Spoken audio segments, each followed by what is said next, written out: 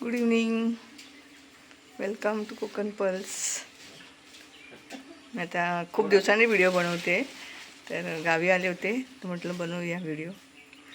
हे बघा मी तर तुम्हाला दाखवते. बघा हे काय, आज सकाळी वाटाणा काढला मी थोडं. हे बघा आम्हाला गावठी वाटाणा बुटभर लावलेला. असंच ट्रायल बेसिसवर लावलेला. तर एवढा आला आणि आम्ही फक्त लावून गेलो. त्याला जास्त पाणी वगैरे लागत नाही, त्याच्यामुळे तो एवढा आला. थंडी चांगली होती ना. आणि बघा इथे लावलेला. आणि तिथून मी थोडीशी मटकी पण काढली या ठिकाणी. म्हस होती चिपळूणच्या ह्याच्यात. एक टाइमला 14 लिटर दूध द्यायचं. ही मटकी, हे बघा शेंगा मटकीच्या. ती वेगळं होता कोकणातला. ते वाळलं ना की याला बघा रेड्यापासून ती म्हस होती. थोडेसेच काढलं मी, एक अर्धा तासात एवढं निघाल्या. तर त्याला पायाने मळणार आणि मग मटकी मिळणार. तर आज आमच्याकडे इलेक्शनची लगबग चालू आहे.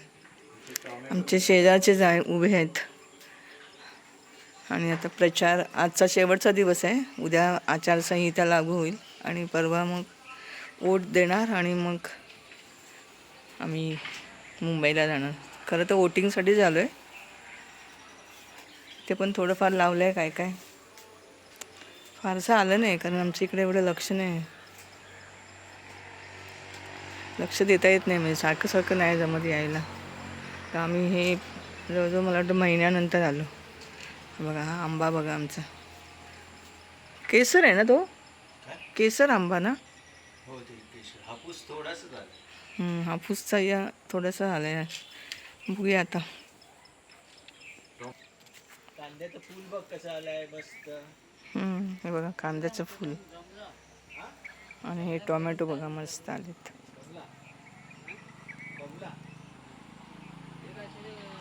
कोणाचं तिकडे रंजन भाऊ गवत काढतायत. कुठून उभा आहे तो? चला ते वाटाणे पूर्ण करतो काढून.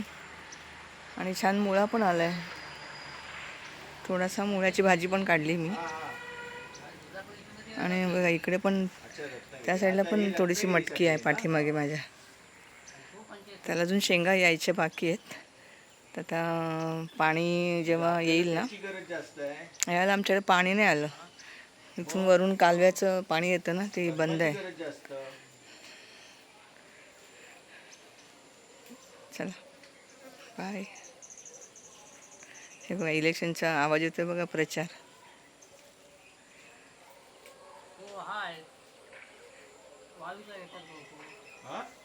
बाय. भेटू पुढच्या ब्लॉगमध्ये.